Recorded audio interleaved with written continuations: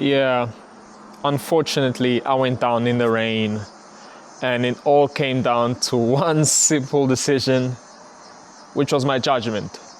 Let me take you back before it all happened. Okay, quick notice that I'm absolutely okay. I didn't suffer any injuries. I came out of that crash like nothing happened. No scratches, no road rash, nothing like that. The only thing that might have happened is a minor concussion. We're gonna watch the footage a couple of seconds before I went down on my bike. This was me on the highway, heading back home from York, PA, because that's where I'm from. Cool.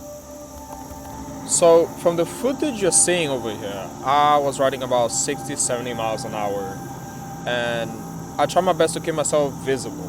One, I turn on my flashers, my hazard lights, so the people behind me can see that I'm going slower than the usual traffic, and I want to keep myself visible. I also rode with my high beam so the person in front of me can see there's somebody behind them. And then another thing that I was doing was I try my best to keep myself on the far right lane of the road, because that's where the car ahead of me was riding, like the tire tread. I tried to ride on the tire tread of the car ahead of me. Now, this is the most important part. I'm taking the turn, and this is where things kind of went down. I was looking through the turn, like always, like I'm supposed to. I look on the left, even though that's opposing traffic. For some reason, I look on the left to make sure nobody's coming my way.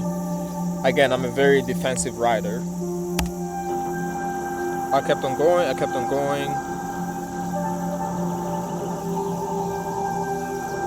Okay.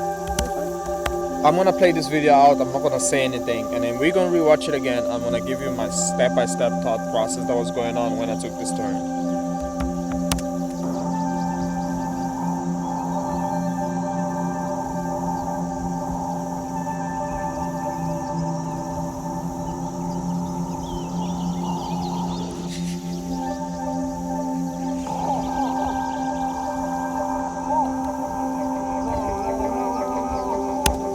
Okay, so that was it. I'm gonna replay it again, and we're gonna start talking from the crash, from the turn that I took.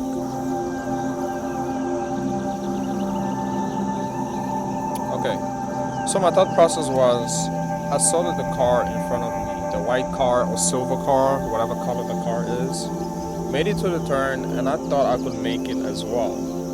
Only reason was because I didn't want to get stopped in the rain at the red light while it's raining, because I didn't want to get wet. I didn't want to get drenched in rain while it's raining, obviously. So I attempted to run the light, and this was one big mistake, because given any other day, I wouldn't have ran this light. I would have stayed behind and waited it out. It'd either be on my car or on my bike on a sunny day like today. I wouldn't have ran that light. Second thing, as we keep going, I looked to my right and I looked to my left, because I knew I was running the light. So I took the turn, 20 miles an hour, about so. Then my other concern was this car over here, because I was running the red light. I was worried that he was gonna hit me. So I took the turn wider than usual, which has led me to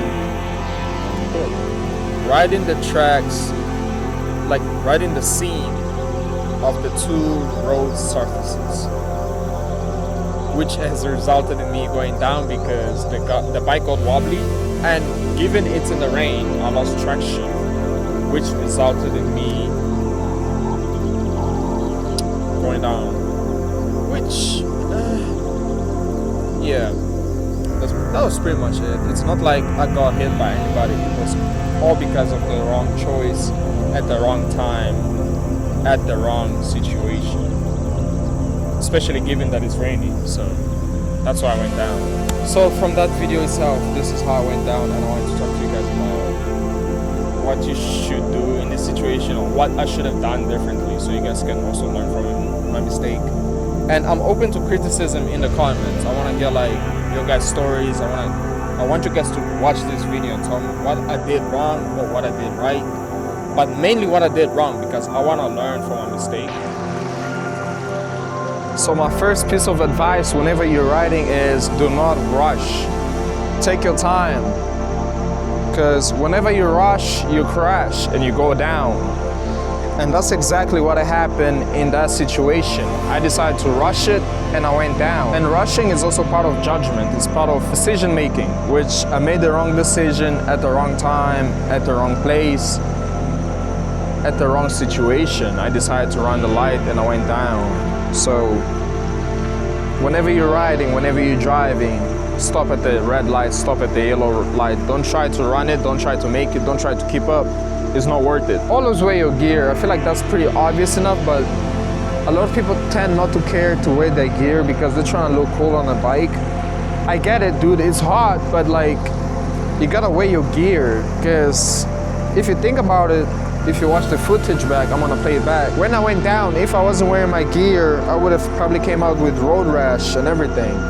And I get it, some people don't wear their gear because they say it will never happen to me and I ride safe and it's whatever. And some do it because they're trying to look cool with, you know, the funny shirts that they have a little sign at the back, like, or at the front, like this one. I honestly think riding a motorcycle itself, it's already a pretty cool activity to do. So there isn't much you can really do to look cooler. You're already different from the majority on the road. So what's the point of trying to look cooler than everybody else? That just makes no sense to me. I feel like another thing I can add to gear is a backpack. Not a lot of people try to consider it because it's, you know, it's big, it's annoying or whatever. But just again, given the crash, the backpack took most of the impact. So try to consider getting yourself a backpack as well. Because if you're to go down on your back, that's going to be the first point of impact instead of your actual back and your jacket. So take that into consideration as well. Okay, so you're probably asking, oh, what happened to the bike that you went down with? The bike itself, surprisingly, there wasn't a lot of damage. The bike was completely rideable after the crash. One of the people that helped me tow it back home, his name is Steve. Shout out to Steve, he's a cool dude. He helped me get it home and he told me he rode the bike for 45 miles an hour to the trailer. Gave the bar a little yank back up. Not so bad.